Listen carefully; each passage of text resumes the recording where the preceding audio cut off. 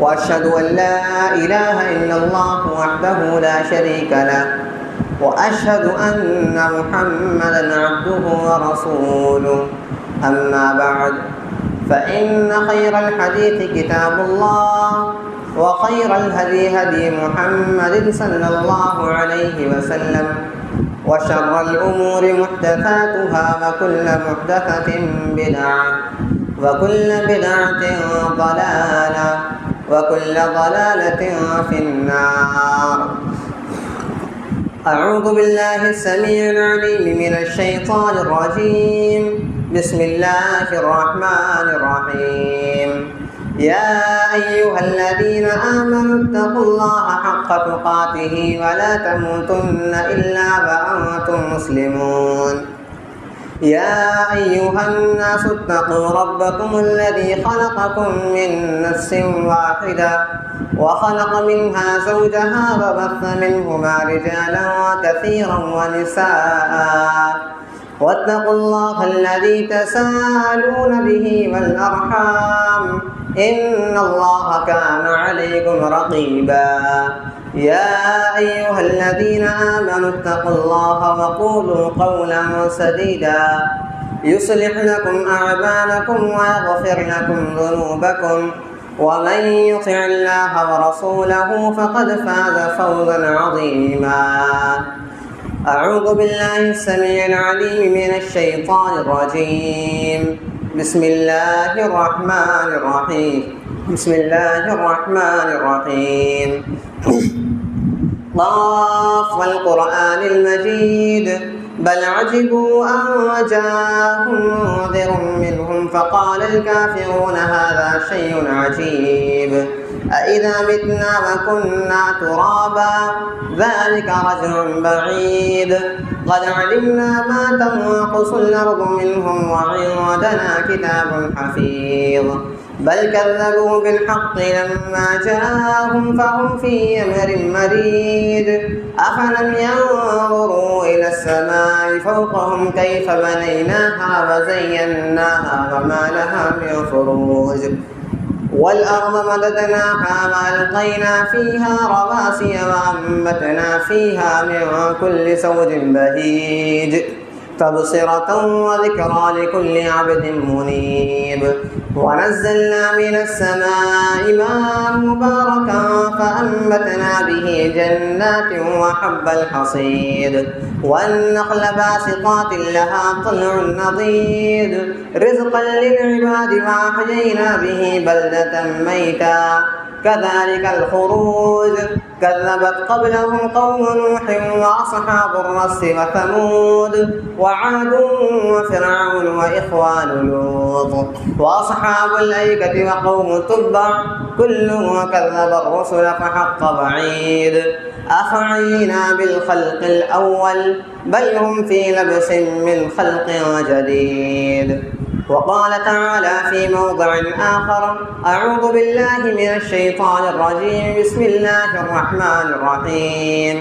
فإن آمنوا بمثل ما آمنتم به فقد اهتدوا، وإن تولوا فإنما هم في شقاق. رب اشرح لي صدري ويسر لي أمري واحلل عقدة من لساني يفقهوا قولي. رب زدني علما. اللهم رب زدني علما. محترم سامعین اکرام، بزرگوں، بھائیوں اور میرے عزیز ساتھیوں، تمام قسم کی تعریف، توصیف، کبریائی، بڑائی، پاکی اس اللہ وحدہ لا شریک کے لیے لائق اور زیبا ہے جس کے قبضے اور قدرت میں ہم اور آپ کی جان ہے۔ بعدہ درود اور سلام نازل ہو تمام انبیاء اور رسل پر، خصوصاً ہمارے اور آپ کے آخری نبی جناب محمد عربی صلی اللہ علیہ وسلم پر، اللہم صلی علیہ وبارک وسلم۔ بعدہ رحمتیں اور برکتیں نازل ہوں تمام صحابہ کرام پر، ان کے بعد تابعین پر، تبع تابعین پر، ائمہ کرام پر، محدثین پر، جن کی محنتوں سے، کاوشوں سے یہ دین ہم تک پہنچا۔ محترم سامعین کرام، الحمدللہ ہمیں اللہ رب العالمین کا بے بہا شکر ادا کرنا چاہیے کہ اللہ رب العالمین نے ہمیں دین اسلام جیسی عظیم نعمت سے نوازا، ورنہ دنیا میں بہت سے ایسے لوگ ہیں جو انسان ہیں زندگی جی رہے ہیں، لیکن ان کے پاس کوئی ایک ایسی کتاب نہیں ہے جن کے ذریعے سے وہ اپنی گائیڈنگ کر سکے، جن کے ذریعے سے وہ اپنے آپ کو صحیح راستے پر لا سکے۔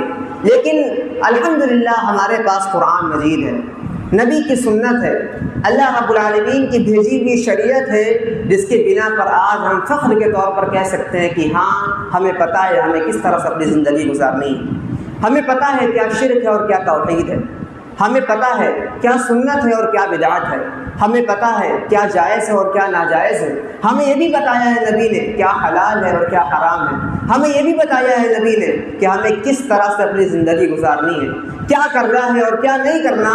ان تمام چیزوں کی بنیاد ہمیں دین اسلام سے ملتی ہے، اور یہ دین اسلام نبی کریم صلی اللہ علیہ وسلم نے ہم تک نہایتی امانت کے ساتھ، دیانت کے ساتھ مکمل طریقے سے پہنچا دیا اور بتلا دیا کہ اس دین کے اندر کوئی شک اور شبہ نہیں، لا ریب فی، اس کتاب کے اندر یعنی قرآن کے اندر اور نبی کی سنت کے اندر کوئی شک اور شبہ باقی نہیں ہے۔ یعنی صرف یہ واحد ایسا مذہب ہے جس مذہب کے اندر یعنی دین اسلام کے اندر کوئی کسی بھی طرح کا شک اور شبہ پایا ہی نہیں جاتا ہے، کیونکہ نبی کریم صلی اللہ علیہ وسلم نے فرمایا ترکتہ علی محجۃ بیضاء، میں تم کو ایسے واضح روشن شاہراہ پر چھوڑ کر کے جا رہا ہوں۔ شاہراہ کس کو بولتے ہیں؟ ہائی وے کو۔ دنیا کے اندر ہائی وے ہوتے ہیں، اس کے اوپر اس میں اجالا بھی ہوتا ہے، روشنی بھی ہوتی ہے، لیکن اس کے اوپر اندھیرا بھی آتا ہے، اس کے اوپر آندھی اور طوفان بھی آتا ہے، گرد و غبار بھی ہوتی ہیں۔ کبھی انسان اچھے سے سفر کرتے ہوئے نکل جاتا ہے، کبھی وہی انسان آہستہ آرام سے احتیاط کے ساتھ اسی طرح سے ہر چیز کو دیکھتے ہوئے سفر کرتا ہے۔ لیکن اسلام کی شاہراہ کیسی ہے؟ نبی کریم صلی اللہ علیہ وسلم نے ہم کو جو شاہراہ دی ہے، جو ہائی وے دیا ہے، اس کے اندر کبھی اندھیرا نہیں ہوتا، اس کے اندر صرف اور صرف اجالا ہی ہے، اس کے اوپر کبھی آندھی اور طوفان، کبھی اندھیرا نہیں ہوتا۔ لیلھا کنہار، اسلام واحد ایک ایسا مذہب ہے جس کی ہر دعوت اجالے کے مانند ہے، روشنی کے مانند ہے۔ تو معلوم کیا ہوا کہ ہمارے دین اسلام کے اندر کسی بھی طرح کی، کسی بھی شک کی کوئی ضرورت ہے ہی نہیں۔ آپ ظاہر سی بات ہے، آپ کے سامنے کوئی مسئلہ آتا ہے، آپ اس مسئلے کے ساتھ کیا کرتے ہیں؟ آپ عالم کے پاس جاتے ہیں، اپنی مشکلات کو بیان کرتے ہیں، وہ عالم آپ کی مشکلات کو، آپ کے مسئلے کو سنتا ہے اور بیٹھے ہی بیٹھے قرآن اور سنت سے آپ کے مسئلے کو بالکل واضح کر دیتا ہے۔ یہ اسی بات کی علامت ہے کہ اس اسلام کے اندر کوئی شک اور شبہ ہے ہی نہیں۔ کیوں ایک انسان فوراً آپ کے مسئلے کو حل کر دے رہا ہے؟ تو معلوم کیا ہوا کہ یہ دین اسلام نہایتی محفوظ ہے اور ہم تک پہنچ چکا ہے۔ اور اس دین اسلام کو پہنچانے والے کون ہیں؟ صحابہ کرام، تابعین، تبع تابعین، ائمہ کرام، فقہاء، محدثین، علماء، ان تمام لوگوں کے ذریعے سے ہم تک ہمارا یہ دین پہنچا۔ لیکن اس کی سب سے پہلی کڑی کون سی ہے؟ یہ کڑی در کڑی ہمارے پاس آیا ہے۔ سب سے پہلی کڑی اللہ رب العالمین نے نبی کریم صلی اللہ علیہ وسلم کو یہ دین دیا۔ اس کے بعد نبی کریم صلی اللہ علیہ وسلم نے صحابہ کرام کو یہ دین سکھایا، پھر صحابہ کرام نے تابعین کو دیا، اس کے بعد تبع تابعین۔ تو یہ کڑی در کڑی ہمارے سامنے آیا اور جو آج ہمارے سامنے محفوظ طریقے سے پہنچا ہوا۔ لیکن اب ایک سوال ہے کہ اگر کوئی شخص ان کڑیوں کو توڑنا چاہے، ان کڑیوں کو، جن کڑیوں کے ذریعے سے یہ دین ہم تک پہنچا، ان کڑیوں کو کمزور کرنا چاہے، جیسے کہ نبی کریم صلی اللہ علیہ وسلم نے صحابہ کرام کو یہ دین دیا، یہ ایک کڑی ہے صحابہ کرام۔ اگر کوئی ان صحابہ کرام پر انگلی اٹھائے، گویا کہ وہ دین کو کمزور کرنا چاہتا ہے، کیونکہ یہ دین امانت کے ساتھ ہم تک پہنچا ہے۔ اگر کوئی ان صحابہ کرام کو یہ امانت دار نہیں کہے گا تو یہ دین ہم تک امانت کے ساتھ پہنچا کیسے؟ ایک سوال ہے ہمارے اور آپ کے درمیان۔ آج جو آپ معاشرے میں دیکھتے ہیں، نکلتے ہیں، آپ روڈ پر نکلیے، مسلمان کی یہ حالت ہے، کہیں نکڑوں پر، چائے کی دکانوں پر انہی صحابہ کرام پر طعن و تشنیع کرتے ملتا ہے، ان کی غلطیوں کو بیان کرتے ہوئے ملتا ہے، ان کی خامیوں کو بیان کرتا پھرتا ہے۔ حالانکہ نبی کریم صلی اللہ علیہ وسلم کے صحابہ کرام ہم تک دین کو پہنچانے والے ہیں۔ عبداللہ بن مسعود رضی اللہ عنہ بیان کرتے ہیں کہ اللہ رب العالمین نے سب سے پہلے ان لوگوں کو جانا، پرکھا جن لوگوں کے دل کے اندر اسلام گھر کر سکتا تھا، نبی کی محبت گھر کر سکتی تھی، اللہ رب العالمین کی دعوت ان کے دلوں کے اندر آ سکتی تھی، وہ اپنی اس دین اسلام کے لیے اپنی جان گنوا سکتے تھے۔ اپنا مال گنوا سکتے تھے، اپنے رشتہ دار سب کچھ گنوا سکتے تھے، اللہ رب العالمین نے سب سے پہلے ان کو جانا اور ان کے دلوں کے اندر نبی کی محبت کو ڈالی، ہر چیز کی دین کی محبت کو ڈالی، اور پھر انہیں صحابہ اکرام کا لقب دیا۔ انہیں اللہ رب العالمین کی حفاظت کے لیے چنا کہ یہ دین کی حفاظت کرے، دین کو لوگوں تک پہنچائیں۔ تو گویا کہ معلوم ہوا یہ صحابہ اکرام کی جو جماعت ہے یہ اللہ رب العالمین کی تیار کی ہوئی جماعت ہے، اللہ رب العالمین نے انہیں منتخب کیا ہے۔ اور جو بھی شخص نبی کریم صلی اللہ علیہ وسلم سے اسلام کی حالت میں ملا، کلمہ پڑھتے ہوئے ملا اور اسلام کی حالت میں فوت ہوا، تو اس کو ٹائٹل کیا دیا جاتا ہے؟ صحابہ اکرام۔ اور انہی صحابہ اکرام کے بارے میں اللہ رب العالمین نے قرآن مجید کے اندر فرمایا رضی اللہ عنہم ورضوا عنہ، اللہ رب العالمین ان سے راضی اور وہ اللہ رب العالمین سے راضی۔ لیکن آج ہماری حالت یہ ہے کہ اللہ رب العالمین تو راضی ہے، نبی راضی ہے، تمام کے تمام صحابہ اکرام راضی ہیں، لیکن آج ہماری حالت یہ ہو گئی ہے کہ ہم راضی نہیں۔ استغفر اللہ، نعوذ باللہ، اللہ رب العالمین کی رضامندی پر ہم راضی نہیں۔ جن صحابہ اکرام کو اللہ رب العالمین نے رضی اللہ عنہم کہا، آج ہم ان کو غدار کہتے ہیں، نعوذ باللہ۔ آج ہمارے ذہن میں ان کی کیا امیج بنی ہوئی ہے؟ آج ہم ان کے اوپر طعن و تشنیع کرتے ہیں، ان کے اوپر طرح طرح کے الزامات لگاتے ہیں، حالانکہ اللہ رب العالمین نے ان کو کہہ دیا وعد اللہ الذین آمنوا وعملوا الصالحات منہم مغفرۃ واجرا عظیما۔ اللہ رب العالمین نے ان سے وعدہ کیا، اللہ رب العالمین کا وعدہ ہے الذین آمنوا وعملوا الصالحات، جنہوں نے نبی کی صحبت پائی اور اللہ رب العالمین کے لیے نیک اعمال کیا ہے۔ کس چیز کا وعدہ ہے؟ مغفرۃ واجرا عظیما۔ کس چیز کا وعدہ ہے؟ ان سے زندگی میں جو بھی غلطیاں ہوئیں، جو بھی خامیاں ہوئیں، جو بھی لغزشیں ہوئیں، اللہ رب العالمین نے انہیں معاف کر دیا، اللہ رب العالمین نے انہیں معاف کر دیا۔ گویا کہ جن غلطیوں کو اللہ رب العالمین نے معاف کر دیا، آج مسلمان کا طبقہ کیا کرتا ہے؟ انہیں غلطیوں کو اچھالتا ہے اور کہتا کیا ہے؟ جواب بھی رہتے ہیں ان کے پاس کہ یہ حدیث ہے، ہم کوئی اپنی طرف سے بات تھوڑی نہ بیان کرتے۔ میرے بھائی، حدیث بہت ہوتی ہے، اس کا کانٹیکسٹ سمجھیے، اس کا مفہوم سمجھیے، اس کے پیچھے کا بیک گراؤنڈ سمجھیے۔ ایک مثال دیتے ہیں آپ کو، ایک مثال سمجھیے۔ اگر آپ کے گھر کے اندر آپ کی بیٹی یا آپ کا بیٹا کوئی ایسی حرکت کر دے جس سے آپ کا چہرہ جھک جائے لوگوں کے سامنے، آپ کا چہرہ نیچے ہو جائے، آپ کو شرم محسوس ہو، تو آپ کیا کرتے ہیں لوگوں کے سامنے؟ حق بات تو ہے، سچی بات تو ہے، آپ نے تو دیکھا ہے، آپ کیا کرتے ہیں؟ روڈ کے کنارے بیٹھ کر کسی غلطیوں کو بیان کرتے ہیں، ٹھیلوں پر، اسی طرح سے روڈ کے کنارے چائے کے نکڑوں پر ان غلطیوں کو بیان کرتے؟ نہیں، آپ نہیں بیان کرتے۔ کیوں؟ کیونکہ اس سے ہماری بے عزتی ہے۔ لیکن آپ کا دل یہ کیسے گوارا کر سکتا ہے کہ آپ روڈ کے کنارے، اسی طرح سے نکڑوں پر صحابہ اکرام جو نبی کے ساتھی ہیں، جنہوں نے نبی کے ساتھ شانہ بشانہ جنگیں لڑی، ان کے بارے میں آپ انگلیاں اٹھاتے ہیں، ان کی عزت کو داغدار کرتے ہیں؟ کیا نعوذ باللہ آپ کے بیٹے اور بیٹیوں سے زیادہ ان صحابہ اکرام کی عزت نہیں ہے؟ کیا ان کے ہمیں احترام نہیں کرنا چاہیے؟ ہمیں اور آپ کو اپنے آپ کا جائزہ لینا چاہیے کہ ہم کہاں پر پہنچ چکے ہیں۔ کیونکہ اگر آپ کے سامنے کوئی شخص آئے، ایک آپ کو بہت ضروری بات بتاتا ہوں، آپ کے سامنے اگر کوئی شخص آئے اور آ کر کے صحابہ اکرام کی خامیوں کو بیان کرے، معاویہ رضی اللہ عنہ کی خامیوں کو بیان کرے، ان کی اجتہادی غلطیوں کو، ان کے آپسی مشوروں کو، ان کی جو غلطی کی بنیاد پر جو آپسی خلفشار پھیلا ان کو بیان کرے اور بتلائے کہ یہ صحیح اور یہ غلط ہے، یہ صحیح تھے اور یہ غلط تھے، تم کس کے طرف ہو؟ معاویہ رضی اللہ عنہ کی طرف ہو یا علی رضی اللہ عنہ کی طرف ہو؟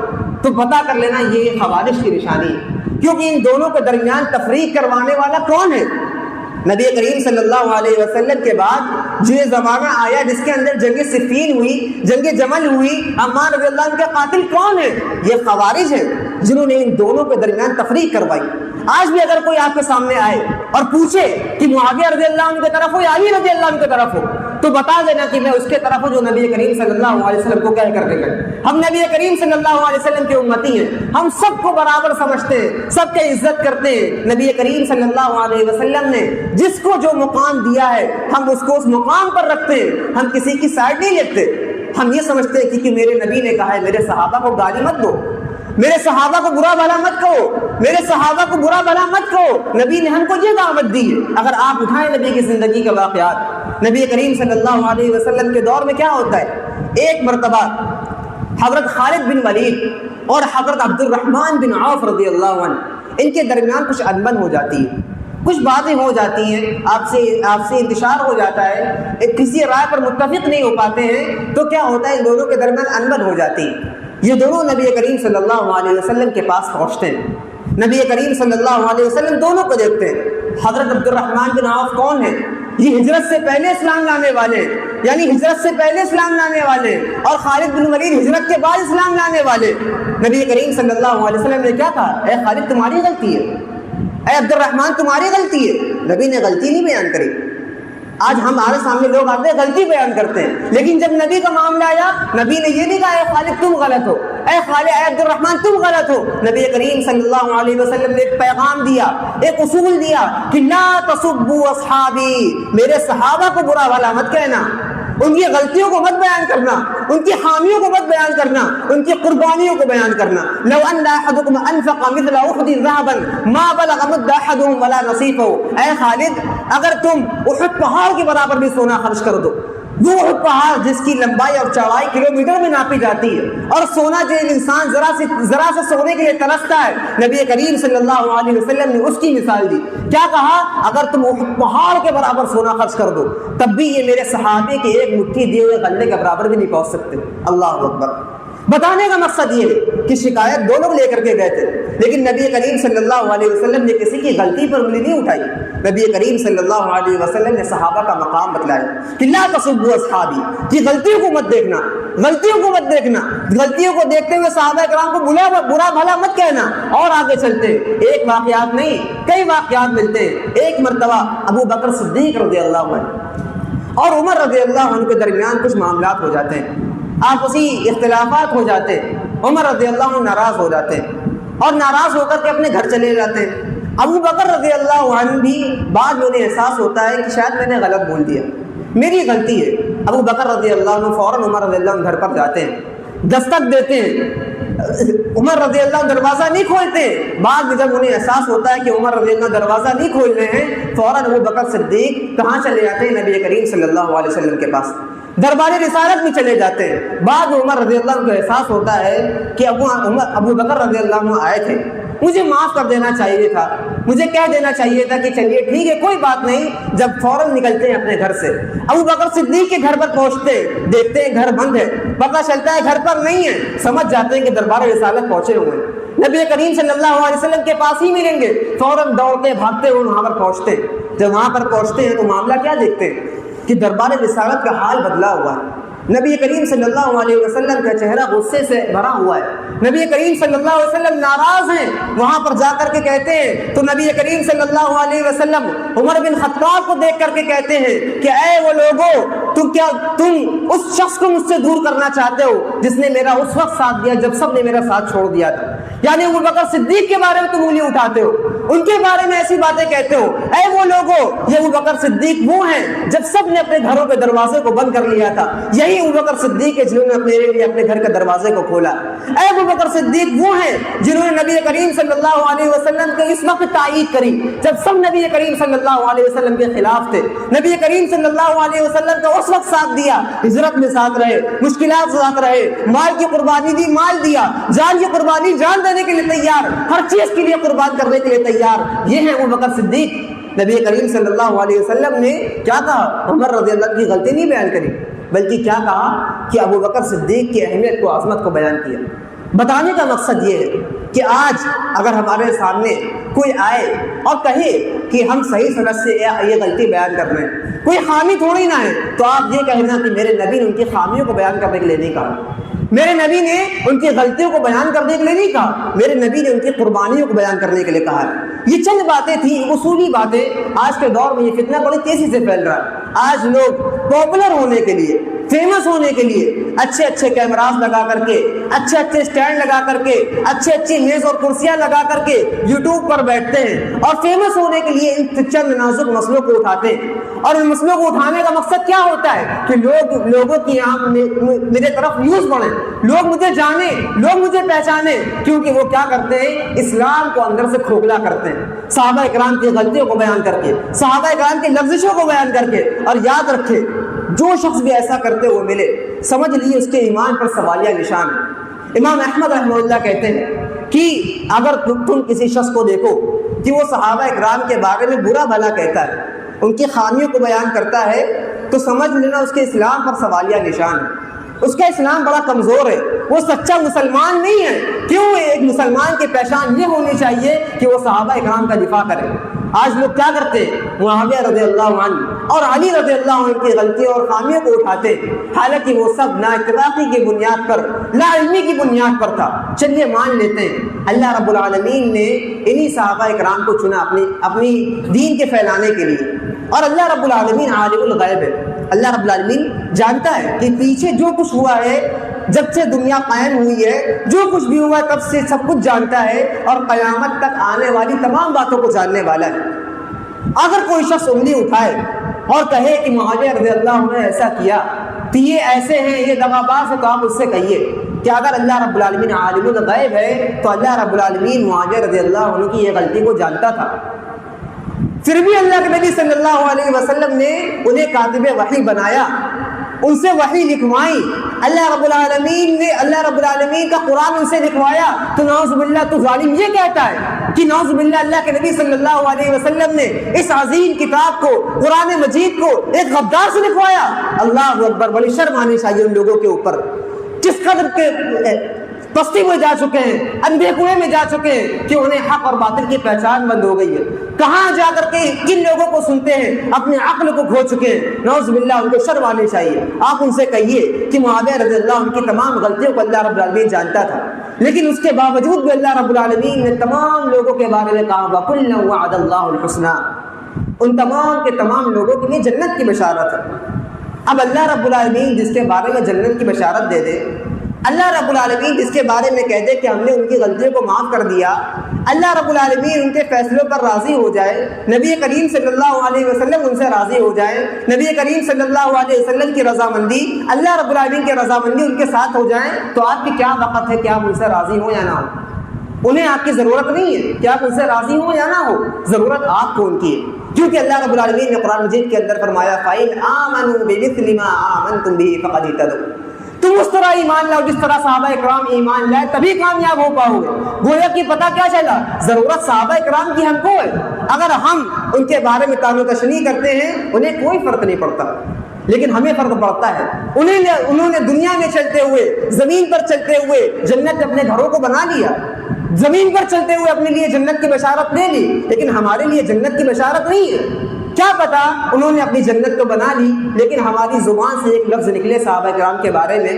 اور اسی ایک لفظ کے ذریعے سے ہم جہنم رسید ہو جائیں، تو ہمیں شرم کرنا چاہیے، اپنا احساس کرنا چاہیے کہ ہم برائی کے کس دہانے پر پہنچ چکے ہیں، کس طریقے پر چل رہے ہیں، کن لوگوں کو فالو کر رہے ہیں۔ تو ہمیں اور آپ کو ان تمام چیزوں کا خیال رکھنا چاہیے۔ یہ چند مقدمہ والی باتیں تھیں جو میں نے آپ کے سامنے اس طریقے سے بیان کیا کہ آج لوگ آپ کے ساتھ خامیاں غلطیاں بیان کرتے ہیں، اس طرح سے ان کو جواب دیں، اس طرح سے ان کو بدلائیں، اور ان کی قربانیوں کو بڑا سمجھیں، اور ان کی اچھائیوں کو جانیں، اور ان کی برائیوں پر پردہ ڈالیں، کیونکہ یہ نبی کا حکم ہے، ہمارا حکم نہیں ہے۔ نبی ان سے محبت کرنے والے تھے تو ہمیں بھی چاہیے کہ ہم بھی ان سے محبت کریں۔ اب اگر آگے چلیں تو اگر صحابہ اکرام کی عظمت کے بارے میں چند ان کے واقعات کو بیان نہ کیا جائے تو یہ صحابہ اکرام کی عظمت کیسے پتہ چلے، کیسے معلوم ہو ہم کو کہ کیوں اللہ رب العالمین کو یہ اتنے محبوب تھے، کیوں اللہ رب العالمین ان سے راضی ہوا، کیوں اللہ رب العالمین نے انہیں دنیا میں جنت کی بشارت دی؟ آخر کوئی وجہ ہوگی نا، کسی وجہ سے ان کو دیا ہوگا یہ ٹائٹل رضی اللہ عنہم ورضوا عنہ۔ تو اگر واقعات کو اٹھاتے ہیں، صحابہ اکرام کی قربانیوں کو اٹھاتے ہیں، ان کی زندگیوں کو اٹھاتے ہیں، تو واقعات کی بھرمار لگی ہوئی۔ لیکن میں آپ کو جنگ احد کا ایک چھوٹا سا واقعہ بتلاتا ہوں۔ جنگ احد میں نبی کریم صلی اللہ علیہ وسلم اور دیگر صحابہ اکرام موجود تھے۔ اور جنگ احد کیوں ہوئی؟ کیونکہ بدر کے اندر جو کفار قتل کیے گئے تھے اور قید کیے گئے تھے، کفار اس کا بدلہ لینے کے لیے آئے۔ احد کے میدان میں جب نبی کریم صلی اللہ علیہ وسلم کو معلوم ہوا کہ کفار 3000 کے لشکر کے ساتھ آئے ہیں، تو نبی کریم صلی اللہ علیہ وسلم نے اپنے لشکر کو تیار کیا، اپنے جوانوں کو تیار کیا، اور جنگ احد کے میدان کی طرف نکلے۔ 1000 کا لشکر نبی کریم صلی اللہ علیہ وسلم اپنے ساتھ لے کر کے نکلے۔ سامنے 3000 کا لشکر، لیکن راستے میں کیا ہوتا ہے، عبداللہ بن ابی منافقوں کا سردار، وہ کیا کرتا ہے، اپنے 300 لوگوں کے ساتھ نبی کریم صلی اللہ علیہ وسلم کا ساتھ چھوڑ دیتا ہے، 20 سے نبی کریم صلی اللہ علیہ وسلم کو چھوڑ دیتا ہے۔ کیوں؟ منافق تھا، عزت کی موت اسے پسند نہیں، ذلت کی موت پسند ہے۔ نبی کریم صلی اللہ علیہ وسلم محبت کرتے ہوئے نہیں مرتا، بلکہ جہاں فائدہ دیکھتا ہے وہاں جا کر کے بیٹھتا ہے۔ منافقوں کی علامت ہے یہ۔ منافق نے کیا کرا، وہاں پر نبی کریم صلی اللہ علیہ وسلم کا چھوڑ دیا۔ اللہ رب العالمین نے کیا کرا، منافقوں سے اسلام کی جماعت کو، مومنوں کی جماعت کو آزاد کر دیا۔ پھر نبی کریم صلی اللہ علیہ وسلم احد کی طرف نکلے، وہاں پر جا کر کے فوج کشی کی، لوگوں کی ترتیب دی اور چند لوگوں کو پہاڑیوں پر مقرر کیا، چند لوگوں کو پہاڑیوں کے اوپر مقرر کیا، اور وہ ان کا سردار کس کو بنایا، عبداللہ بن جبیر رضی اللہ عنہ کو۔ اور وہ تمام کے تمام جو پہاڑیوں پر تھے، وہ تمام کے تمام تیر انداز تھے، غالباً 40 تیر انداز تھے، روایت کے اندر آتا ہے۔ تو پھر نبی کریم صلی اللہ علیہ وسلم نے ان سے کہا تھا کہ تم نیچے مت اترنا میری اجازت کے بغیر، چاہے ہم جنگ ہار رہے ہوں یا جیت رہا ہوں، اگر تم دیکھنا کہ ہم جنگ ہار رہے تب بھی مت اترنا نیچے، اور اگر دیکھنا کہ جنگ جیت رہے تب بھی مت اترنا نیچے۔ لیکن کیا ہوتا ہے، یہ سب معاملات ہوتے ہیں۔ نبی کریم صلی اللہ علیہ وسلم کیا کرتے ہیں، جنگ شروع کرتے ہیں، جنگ ہوتی ہے، مسلمان لڑتے ہیں، صحابہ کرام اپنی جی جان کی بازی لگا کر کے لڑتے ہیں، کافروں کی صفوں کو چیرتے چلے جاتے ہیں۔ ایک موقع یہ آتا ہے کہ لگتا ہے مسلمانوں کو پوری جنگ جیت لی، کافر اپنے گھروں کو واپس جا رہے ہیں، اپنے سامانوں کو لے کر کے بھاگ رہے ہیں، گویا کہ سب مسلمانوں کو معلوم ہو جاتا ہے کہ اب جنگ جیت چکے ہیں ہم لوگ۔ وہ چند صحابہ کرام جو پہاڑیوں کے اوپر تھے، جن سے نبی کریم صلی اللہ علیہ وسلم نے کہا تھا کہ نیچے مت اترنا، اور جب وہ دیکھتے ہیں کہ تمام کے تمام لوگ جنگ جیت چکے ہیں، ہم جیت چکے ہیں، تو اب یہاں رکنے سے کوئی فائدہ نہیں ہے۔ ان کی ایک اجتہادی غلطی تھی، انہوں نے اجتہاد کیا، ان سے یہ غلطی ہوئی، تو پھر اس میں سے بہت سارے صحابہ کرام اتر آتے ہیں نیچے، بہت سارے شخص اتر آتے ہیں، صرف 10 سے 10 صحابہ کرام اوپر بچتے ہیں۔ وہاں پر پیچھے کھڑے ہوتے ہیں حضرت خالد بن ولید، وہ بھی اسلام لے کر کے نہیں آئے تھے، جنگ احد میں وہ اسلام لے کر کے نہیں آئے تھے۔ جیسے ہی دیکھتے ہیں کہ اس پہاڑی کے اوپر سے لوگ ہٹ چکے ہیں اور اس پہاڑی کے اوپر سناٹا ہو گیا ہے، تو فوراً اپنی فوج کو لے کر کے، جتھا لے کر کے فوراً حملہ کرتے ہیں۔ اور وہ حملہ نہیں ہوتا، بلکہ مسلمانوں کے اوپر ظلم ہوتا ہے، مسلمانوں کی صفیں بچھڑ جاتی ہیں، مسلمانوں کی صفیں منتشر ہو جاتی ہیں، مسلمان ٹوٹ پڑتے ہیں، اور مسلمانوں کا یہ عالم ہوتا ہے کہ حملہ اتنی تیز ہوتا ہے کہ صرف تلواروں کی آواز آ رہی ہوتی ہے، صرف تیر، تلوار، خنجر، اسی کی آواز آ رہی ہوتی ہے، کسی انسان کی آواز نہیں آ رہی ہوتی۔ مسلمانوں کا لشکر بکھر جاتا ہے، حالت یہ آتی ہے کہ مسلمان کو قتل کرنے لگتے ہیں۔ حذیفہ بن یمان رضی اللہ عنہ کہتے ہیں کہ میرے والد کے اوپر ایک مسلمان نے تلوار سونپ دی، اور میں چلا رہا تھا، ابھی یہ میرے باپ ہیں، یہ میرے باپ ہیں، لیکن اس وقت کسی کی آواز نہیں سنائی دے رہی تھی، اس وقت صرف تلواروں کی آواز سنائی دے رہی تھی، صرف افراتفری کا ماحول تھا، ایسا عالم تھا۔ اور ایسے عالم میں نبی کریم صلی اللہ علیہ وسلم اکیلے پڑ جاتے ہیں، صحابہ کرام منتشر ہو جاتے ہیں، بکھر جاتے ہیں۔ وہاں پر نبی کریم صلی اللہ علیہ وسلم کے پاس صرف ایک صحابی بچتے ہیں، اور وہ کون ہوتے ہیں، طلحہ بن عبید اللہ رضی اللہ عنہ۔ وہ نبی کریم صلی اللہ علیہ وسلم کے پاس اکیلے کھڑے ہوتے، کفار کا سردار ایک عبداللہ بن قمہ دیکھتا ہے کہ نبی کریم صلی اللہ علیہ وسلم اکیلے ہیں، فوراً لوگوں کو پکارتا ہے، آؤ نبی کریم صلی اللہ علیہ وسلم اکیلے ہیں، کیونکہ یہی ان کے اصل ٹارگٹ ہے۔ وہ جانتے تھے کہ اگر انہیں ختم کر دیا تو مسلمان ختم ہو جائیں گے، فوراً وہ پکارتا ہے کہ آؤ نبی کریم صلی اللہ علیہ وسلم اکیلے ہیں، ان کے اوپر حملہ کرو۔ وہاں پر ہوتے ہیں صرف طلحہ بن عبید اللہ، جو نبی کریم صلی اللہ علیہ وسلم کی ڈھال بن کر کے کھڑے ہو جاتے ہیں، اور کہتے ہیں نبی کریم صلی اللہ علیہ وسلم سے، اے نبی کریم صلی اللہ علیہ وسلم، آپ میرے پیچھے کھڑے ہو جائیے، میں آپ کے آگے کھڑا ہو جاؤں گا، جو بھی تیر، تلوار، خنجر، نیزے جو بھی ہو میرے اوپر لگے، آپ کے اوپر ایک زخم نہیں آنا چاہیے۔ یہ صحابہ کرام جنہوں نے اپنی جان کی بازی دی، اپنی ہر چیز کی قربانیاں دی۔ جب بن عبید اللہ رضی اللہ عنہ کھڑے ہو جاتے تو جو بھی زخم آتا ان کے اوپر لگتا، ان کے جسم پر لگتا، ان کا جسم لہو لہان ہو جاتا۔ دیکھتے ہیں بیچ میں کہ ایک تیر انداز شخص جو تیر اندازی میں بڑا ماہر ہے، دور سے تیر پھینکتا ہے، اور وہ نبی کریم صلی اللہ علیہ وسلم کی آنکھ کی طرف نشانہ لگا رہا ہوتا ہے۔ طلحہ بن عبید اللہ فوراً دیکھتے ہیں اور کیا کرتے ہیں، ایک ہاتھ نبی کریم صلی اللہ علیہ وسلم کی آنکھ پر لگا دیتے ہیں۔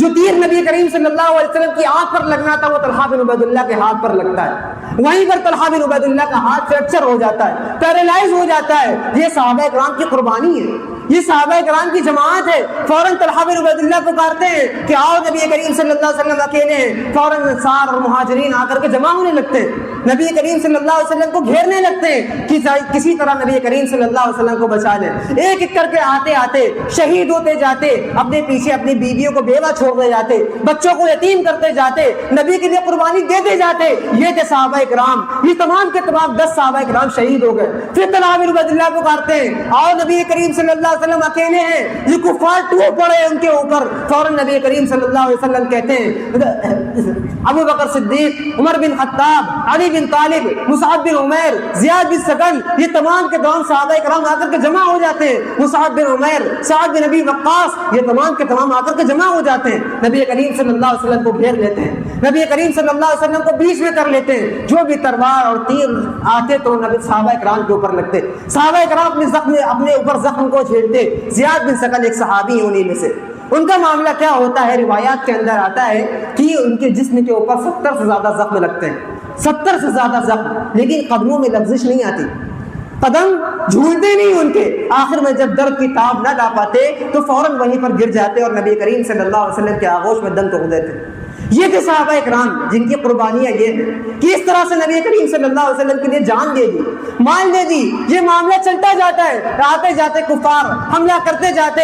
وہیں پر نبی کریم صلی اللہ علیہ وسلم کہتے ہیں کہ اے سعد تیر چلاؤ. سعد رضی اللہ عنہ کو پکارتے ہیں اور کہتے ہیں اے سعد تیر چلاؤ, ارمی یا سعد, ارمی یا سعد. سعد رضی اللہ عنہ تیر چلاتے جاتے ہیں. نبی کریم صلی اللہ علیہ وسلم کہتے جاتے ہیں میرے ماں باپ تم پر قربان, میرے ماں باپ تم پر قربان, سعد تیر چلاؤ. اس طرح سے نبی کریم صلی اللہ علیہ وسلم کا دفاع کیا.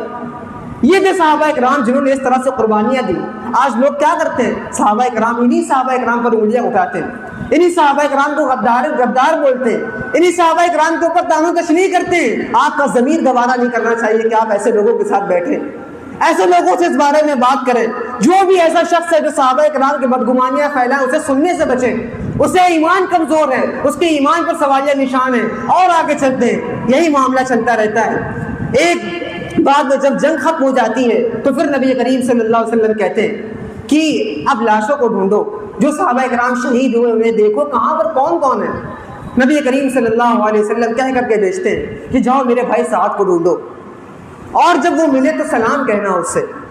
حدیث میں آتا ہے کہ زید بن ثابت رضی اللہ عنہ ڈھونڈتے ہوئے جاتے ہیں, دیکھتے ہیں اور پاتے ہیں سعد رضی اللہ عنہ کو, اور ان کے جسم زخموں سے بھرا ہوا رہتا ہے, آخری سانسیں لے رہے ہوتے ہیں. اور فوراً وہاں پر کہتے ہیں سعد رضی اللہ عنہ سے کہ اے سعد, نبی کریم صلی اللہ علیہ وسلم نے سلام بھیجا ہے, نبی کریم صلی اللہ علیہ وسلم نے تم کو سلام کہا ہے. تو سعد رضی اللہ عنہ کہتے ہیں کہ یہ سلام سننے کے بعد مجھے جنت کی خوشبو آ رہی ہے, میں بڑا خوش محسوس کر رہا ہوں کہ نبی کریم صلی اللہ علیہ وسلم زندہ ہے, میں اس دنیا سے جا رہا ہوں, میں کیا کر رہا ہوں, جنت کی خوشبو محسوس کر رہا ہوں. اشم رائحۃ الجنہ, یہ سلام سننے کے بعد مجھے جنت کی خوشبو آ رہی ہے. فوراً وہیں پر دم توڑ دیتے ہیں اور یہ پیغام دیتے ہیں کہ جاؤ میرے قبیلے والوں سے جا کر کے کہنا, میرے کنبے والوں سے جا کر کے کہنا, میرے خاندان والوں سے جا کر کے کہنا کہ اگر نبی کریم صلی اللہ علیہ وسلم پر ایک خروش بھی آ گئی تو تمہیں زندگی جینے کا کوئی حق نہیں. یہ معاملہ ہوتا جاتا ہے. مدینہ میں عبداللہ بن قما جاتا ہے اور سب کو پکار دیتا ہے کہ افواہ پھیلا دیتا ہے کہ نبی کریم صلی اللہ علیہ وسلم قتل کر دیے گئے, نعوذ باللہ. وہاں کے بیوی بچے سب پریشان, بچے پریشان, عورتیں پریشان, کیونکہ نبی کریم صلی اللہ علیہ وسلم کی آنکھوں ٹھنڈک ہے. اگر وہ نہیں رہے تو پھر وہ کیسے رہیں گے, کیسے اسلام آگے بڑھے گا. نبی کریم صلی اللہ علیہ وسلم کے لیے جان دے سکتے ہیں. فوراً مدینہ سے لوگ بھاگتے ہوئے آتے ہیں. وہیں پر چند صحابہ کرام ہوتے ہیں. انس رضی اللہ عنہ کے چچا, ان کا معاملہ کیا ہوتا ہے, جیسے سنتے ہیں نبی کریم صلی اللہ علیہ وسلم شہید ہو گئے, فوراً اپنی تلوار کو اٹھاتے ہیں اور اپنے دوست سے کہتے ہیں کہ اگر نبی زندہ رہے تو ہمارا زندہ رہنے سے کیا فائدہ, اگر نبی نہیں رہے تو ہمارے رہنے سے کیا فائدہ, چلو چل کر کے شہید ہو جاتے ہیں, چلو چل کر کے لڑ لیتے ہیں انہی لوگوں میں. یہ تھے صحابہ کرام. انہی میں سے ایک صحابی ہوتے ہیں حنظلہ رضی اللہ عنہ. ان کا معاملہ کیا ہوتا ہے, یہ ایک دن پہلے کی شادی ہوئی ہوتی ہے, مطلب کل رات شادی ہوئی ہے اور اگلے دن معلوم ہوتا ہے کہ دربار رسول میں جنگ کی تیاری ہو رہی. بیوی کہتی ہے, بیوی کیسی ہے, کہتی ہے کہ آپ جائیں جنگ کریں, نبی کریم صلی اللہ علیہ وسلم کی حفاظت کریں, اللہ رب العالمین ہماری حفاظت کرے گا. اللہ اکبر. یہ ہوتا ہے ایمان, یہ ہوتا ہے جذبہ. کہ عورت کیا کہتی ہے کہ آپ جا کر کے نبی کی حفاظت کریں, اللہ رب العالمین ہماری حفاظت کرے گا. جاتے ہیں جنگ کے اندر, اور اگر ہم جیسے ہوتے جوان تو کیا کہتے کہ پیچھے پیچھے رہ کر کے لڑیں گے, آگے نہیں جائیں گے. ابھی بھی نئی نئی شادی ہوئی ہے, جا کر کے جان دیتے کیا, لیکن کیا کرتے, جاتے جی جان کی بازی سے لڑتے ہیں شہید ہو جاتے ہیں، ایک دن کی شادی کیے ہوئے اور جا کر کے شہید ہو گئے۔ آخر میں جب ان کی لاش ملتی ہے تو جب سب صحابہ اکرام کہتے ہیں کہ اے نبی کریم صلی اللہ علیہ وسلم، حنظلہ رضی اللہ عنہ کو کسی نے غسل دے دیا ہے، کیونکہ شہیدوں کو غسل نہیں دیا جاتا۔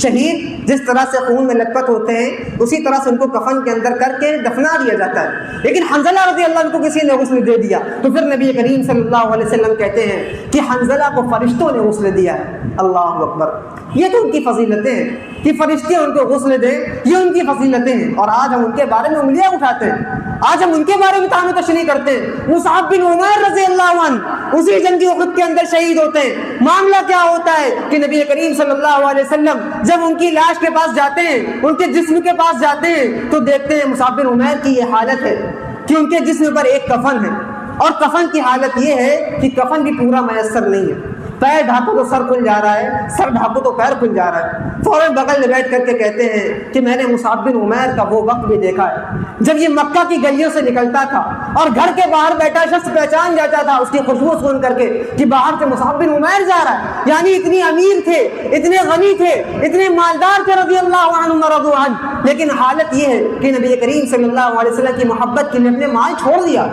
اپنی والدہ کو چھوڑ دیا، اپنے گھر کو چھوڑ دیا، سب کو چھوڑ کر کے نبی کریم صلی اللہ علیہ وسلم کے پاس آ گئے، اور آخر میں یہ حالت ہے کہ نبی کریم صلی اللہ علیہ وسلم کے لیے جان بھی دے دی، اور آخر میں ایک کفن میسر نہیں۔ میں کہتا ہوں کہ ان کے پاس کفن میسر تھا یا نہیں تھا، لیکن نبی کریم صلی اللہ علیہ وسلم میسر تھے۔ نبی کریم صلی اللہ علیہ وسلم ان کی رحمتوں کو دعا کرنے والے تھے، نبی کریم صلی اللہ علیہ وسلم ان کے پاس تھے۔ اس سے بڑی دولت کیا ہو سکتی ہے، اس سے بڑی رحمت کیا ہو سکتی ہے کہ نبی کریم صلی اللہ علیہ وسلم ان کے ساتھ ہو۔ یہ معاملہ تھا صحابہ کرام کا، اس طرح سے انہوں نے قربانیاں دی۔ ایک صحابی ہوتے ہیں، نہیں ملتے ہیں جنگ کے اندر، پھر صحابہ کرام آ کر کے بیان کرتے ہیں کہ اے نبی کریم صلی اللہ علیہ وسلم، ایک صحابی نہیں مل رہے ہیں، عبداللہ بن حرام غالباً ان کا نام ہوتا ہے، کہتے ہیں نبی کریم صلی اللہ علیہ وسلم ان کا جسم نہیں مل رہا ہے، تو نبی کریم صلی اللہ علیہ وسلم کہتے ہیں اغلته بأسنحة الملائکہ، ان کے جسم کو فرشتوں کے پروں نے ڈھانپ لیا ہے۔ اللہ اکبر، یہ تھے صحابہ کرام جنہوں نے اس طرح سے قربانیاں دی، جن کو فرشتے غسل دیں، جن کو فرشتے اپنے پروں سے ڈھانپ لیں۔ یہ تھے صحابہ اکرام جو زمین پر چلتے تھے اور ذکر ان کا آسمان پر ہوتا تھا۔ یہ تھے صحابہ اکرام ان کی تعریف فرشتے کرتے تھے۔ یہ تھے صحابہ اکرام جنہوں نے نبی کو اپنی آنکھوں سے دیکھا۔ یہ تھے صحابہ اکرام جنہوں نے نبی سے ان کے تعلیم حاصل کری، نبی سے علم حاصل کیا۔ یہ تھے صحابہ اکرام جنہوں نے قدم قدم پر نبی کریم صلی اللہ علیہ وسلم کی حفاظت کری۔ یہ تھے صحابہ اکرام جنہوں نے مال اور جان ہر چیز کی قربانیاں دی۔ یہ تھے صحابہ اکرام جنہوں نے اپنے گھروں کو چھوڑا۔ آج ہم اور آپ کیا کر رہے ہیں؟ کم سے کم ان کی عزت کا احترام کر لیں، کم سے کم ان کی عزت و آبرو کی حفاظت کر لیں، کیونکہ صحابہ کرام کی حفاظت یہ دین کی، نبی کی حفاظت ہے، نبی کی حفاظت سنت کی حفاظت ہے، سنت کی حفاظت دین کی حفاظت ہے۔ یہ سب کے سب ایک کڑی سے دوسری کڑی جڑی ہوئی ہے۔ تو ہمیں اور آپ کو چاہیے اپنا جائزہ لیں، اپنے آپ کو پہچانیں، اپنے معاشرے کو جانیں اور غور کریں کہ امت مسلمہ کہاں جا رہی ہے، کن کو سن رہی ہے، کن کے اوپر انگلی اٹھا رہی ہے، اور اپنی وقت کو جانیں کہ میں کن کے اوپر انگلی اٹھا رہا ہوں، میری وقت کیا ہے۔ اور ہمیں اور آپ کو اپنے گھروں کے اندر تعلیم دینی چاہیے، اپنے بچوں کو ان صحابہ کرام کے بارے میں اچھی تعلیم دینی چاہیے، ان صحابہ کرام کے بارے میں بتانا چاہیے۔ آج ہمارے گھروں کے بچوں کو بڑے بڑے فلم ایکٹرز کا نام یاد ہے، آج ہمارے گھر کے بچوں کو بڑی بڑی پوئمز یاد ہے، آج ہمارے گھروں کے بچوں کو بڑے بڑے فلم اسٹار کا نام یاد ہے، لیکن اگر پوچھ لو کہ عشرہ مبشرہ کا نام کیا ہے، ابوبکر صدیق کون ہے، عمر بن خطاب کون ہے، عثمان بن عفان کون ہے، تو ان کے گھروں کو نہیں معلوم۔ کمی کہاں ہے؟ ہمارے گھروں کے اندر، ہماری تربیت کے اندر، ہمارے خود کے اندر کمی ہے، جو آج ہمارے بچے، ہمارے گھر کے لوگ، ہمارے نوجوان ایسے لوگوں کی طرف مائل ہو رہے ہیں جو صحابہ اکرام کے بارے میں انگلیاں اٹھاتے ہیں۔ نعوذ باللہ، ابو ہریرہ رضی اللہ عنہ کو غدار کہتے ہیں، اور معاویہ رضی اللہ عنہ کو خلافت کے دغاباز کہتے ہیں۔ یہ تمام کے تمام ہمارے درمیان پائے جاتے ہیں لوگ۔ ہمیں اور آپ کو ان کا سبق اٹھانا چاہیے، اور ہمیں اور آپ کو شرم کرنی چاہیے۔ مثال کے طور پر آپ کے گھر میں، اگر آپ کے باہر معاشرے میں آپ کے باپ کو کوئی گالی دے دے تو آپ کیا کریں گے؟ خاموش بیٹھے رہیں گے؟ کیا کہیں گے؟ اس کا اپنا مسئلہ ہے، وہ جانے، جس طرح صحابہ کرام کے بارے میں کہتے ہیں کہ ارے وہ ان کا موقف ہے، وہ جانے، جو وہ کہتے ہیں کہ ہم تو مانتے ہیں کہ ہم صحابہ کرام مانتے ہیں، کہتے ہیں کہ نہیں ہمارا۔ لیکن اگر یہی بات، یہی کام کوئی کرے، آپ کے باپ کو کوئی باہر گالی دے دے تو آپ یہی کہیں گے کہ ان کا معاملہ ہے، وہ جانے، آپ وہیں پر تماشا رسید کریں گے اس کو کہ میرے باپ کو گالی دیتا ہے۔ آپ یہ کام کریں گے کہ نہیں کریں گے؟ اگر وہی شخص صحابہ کرام کے بارے میں ایسی بات بولے، صحابہ کرام کو دغاباز کہے، صحابہ کرام کو مکار کہے، تو آپ کا جذبہ کیسا مر چکا ہے کہ آپ اس کے بارے میں ایک لفظ بول نہیں سکتے، آپ اس سے قطع تعلق ہی نہیں کر سکتے، آپ اس کو سمجھا نہیں سکتے، آپ اس سے دوریاں نہیں بنا سکتے۔ کم سے کم یہ سبق دیجئے، پیغام دیجئے، اور یہ آپ کی ذمہ داری ہے۔ اگر آپ نے نہیں کیا، کہیں نہ کہیں آپ کے اولاد کے اندر یہ چیز پائی جائے گی۔ آپ نے اولاد کو سکھائیے، اپنے معاشرے کو سکھائیے، نوجوان طبقے کو سکھائیے، اور صحابہ کرام کی عظمتوں کو بیان کیجئے۔ آج لوگ بیٹھے ہوئے یوٹیوبوں پر، بڑے بڑے چینلوں پر، بڑے بڑے سرٹیفکیٹ لیے ہوئے، داڑھی، کرتا پائجامہ، مرزا، یہ تمام کے تمام لوگ پائے جاتے ہیں ہمارے درمیان۔ یہ کیا کرتے ہیں؟ صحابہ کرام کے درمیان تفریقی کراتے ہیں اور فیمس ہوتے ہیں ان چیزوں کی بنیاد پر۔ تو ہمیں چاہیے جو بھی ایسے لوگوں سے متاثر ہے، چند ایسے ہیں جو اس دنیا سے جا چکے ہیں، چند ایسے ہیں جو باقی ہیں، تو ہمیں چاہیے کہ ان لوگوں کے درمیان فرق کریں، حق اور باطل کو پہچانیں، صحابہ کرام کی عزت و آبرو کی حفاظت کریں، اور انشاءاللہ جس دن ہم اس طریقے پر آ گئے تو اللہ رب العالمین نے کیا فرمایا؟ فَإِنْ آمَنُوا بِمِثْلِ مَا آمَنْتُمْ بِهِ فَقَدِ اهْتَدَوْا، کہ تم اس طرح سے ایمان لاؤ جس طرح صحابہ کرام ایمان لائے۔ تو ہمیں کس طرح سے ایمان لانا؟ صحابہ کرام کی طرح، ان کے طرح سنتوں پر عمل کرنا ہے، ان کے طرح نبی کو ماننا ہے، ان کے طرح نبی کے نقش قدم پر چلنا ہے، ان سے جان کی مثال لینی ہے، اس سے مال کی مثال لینی ہے، ہر چیز کی مثال صحابہ کرام ہے۔